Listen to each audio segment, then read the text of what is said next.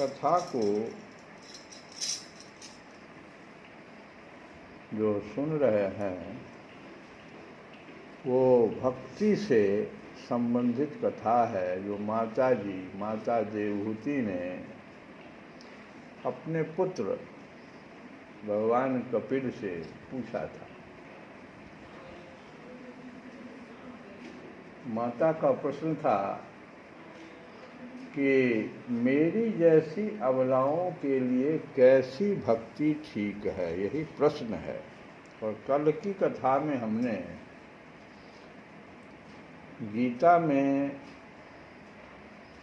अर्जुन के द्वारा भी यही प्रश्न भगवान से किया गया है कि हे भगवान,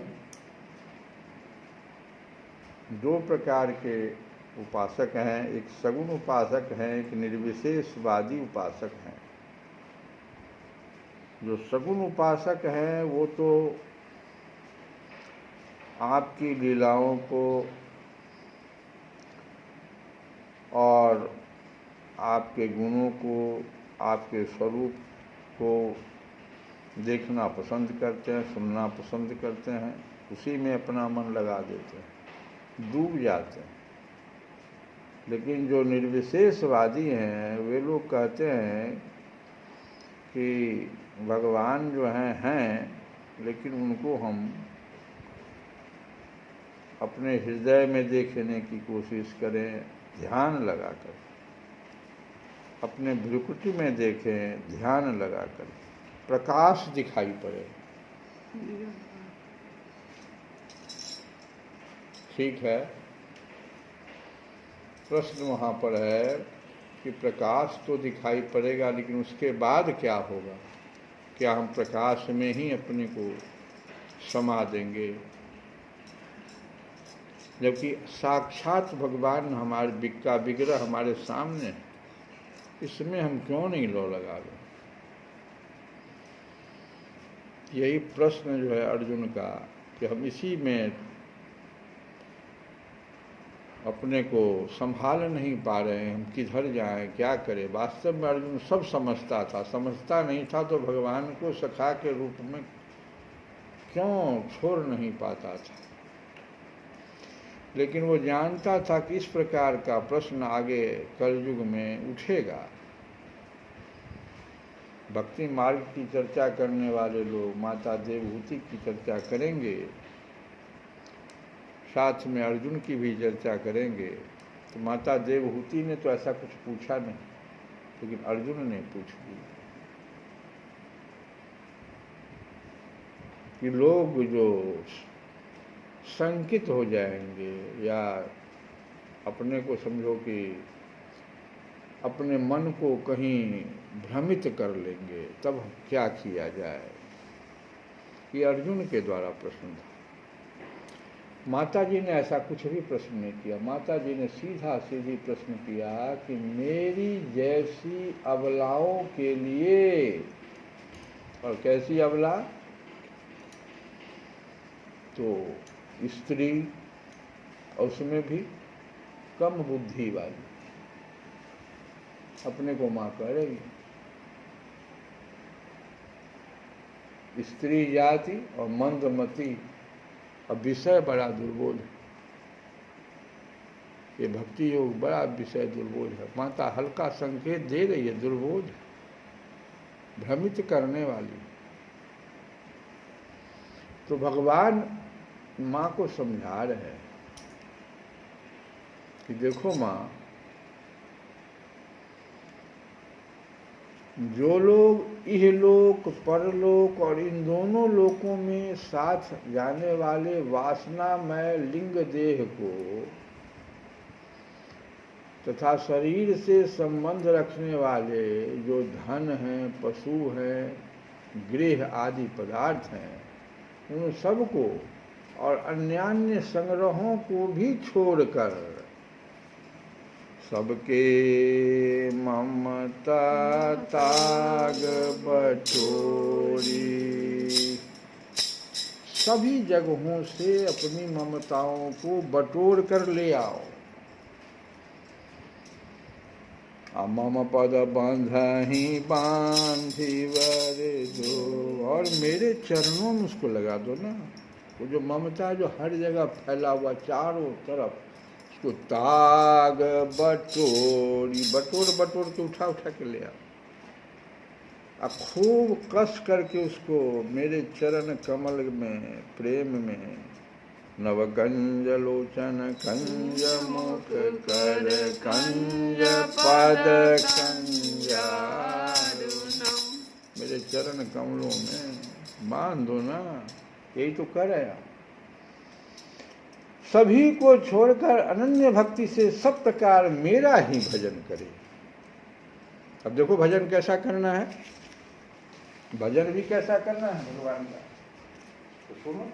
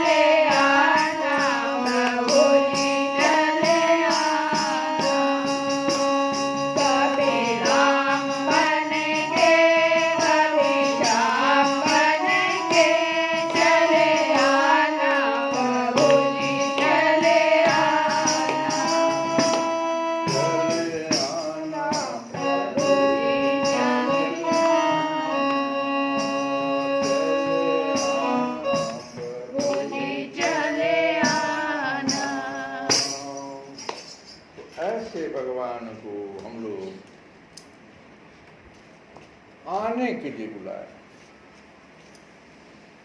कि हे भगवान किसी भी रूप में तुम आओ तो मेरे पास, ताकि हम तुम्हारा सब कुछ छोड़कर भजन तो करें। और जब ऐसा होगा तो भगवान कहते हैं कि मैं मृत्यु रूप संसार सागर से उन्हें पार कर देता हूँ। ये संकल्प ले रहे हैं भगवान।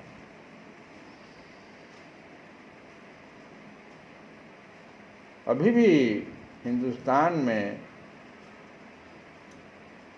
ऐसे जगह हैं जहाँ पर लोग जा रहे हैं और अर्जी लग जाती है तो उनका समझो सभी दुख जो है ना दूर हो जाता है।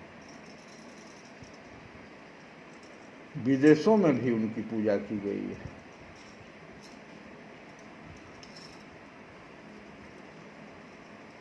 वो इंग्लैंड का पार्लियामेंट भी उन्हें सम्मान दिया है। ऐसी बात नहीं है। भगवान अगर कह रहे हैं कि उन्हें मैं मृत्यु रूप संसार सागर से पार कर देता हूँ, पहले करो तो मेरा भजन तो करो, लेकिन शर्त है सबके ममता ताग बचो, ये तो करना पड़ेगा। चाहोगे हम उधर भी रखें और इधर भी रखें, तब भगवान कहते हैं नहीं।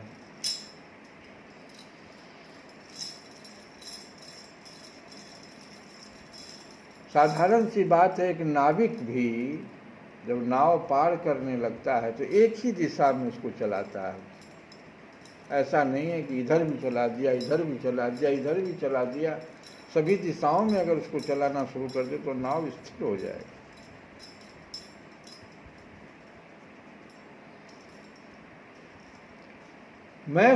भगवान कहते हैं मैं साक्षात भगवान हूँ। मैं कुछ भी कह रहा हूँ उसको समझो, मैं साक्षात मैं पुत्र रूप में बलि आया हूँ, लेकिन मैं साक्षात भगवान हूँ। मैं ही प्रकृति और पुरुष का भी प्रभु हूँ तथा समस्त प्राणियों का आत्मा हूँ।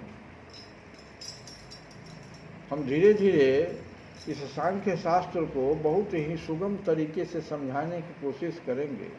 ये प्रकृति और पुरुष, इसकी जो चर्चा चली है, भगवान चलाए हैं, इसको समझना पड़ेगा। ये प्रकृति क्या है, ये पुरुष क्या है। कि भगवान कहते हैं मैं प्रकृति और पुरुष का भी प्रभु हूं, न मैं प्रकृति हूं न मैं पुरुष हूं, और समस्त प्राणियों का आत्मा हूं। मेरे सिवाय और किसी का आश्रय लेने से तुम्हें मृत्यु रूप महाभय जो है उससे छुटकारा नहीं मिल सकता। मेरे भय से यह वायु चलती है, मेरे भय से सूर्य तपता है, मेरे भय से इंद्र वर्षा करता है। भगवान कृष्ण के समय में देखो, इंद्र के साथ गोवर्धन में क्या घटना घट गई। और अग्नि जलती है, अग्नि भी जो जलती है जलाती है, वो मेरे भय से जलती जलाती है। क्यों नहीं प्रहलाद को जला पाई अग्नि? अग्नि में अगर शक्ति था तो प्रहलाद को जला देती।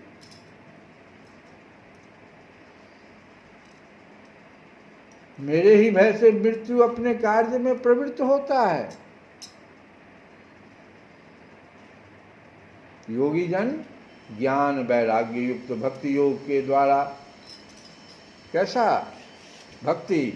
जो ज्ञान और वैराग्य युक्त हो। भक्ति भी ज्ञान और वैराग्य से युक्त होना चाहिए। जो कि योगी जन, जैसा कि नारद मुनि का देखो भक्ति, इसके द्वारा शांति प्राप्त करने के लिए मेरे निर्भय चरण कमलों का आश्रय लेते हैं।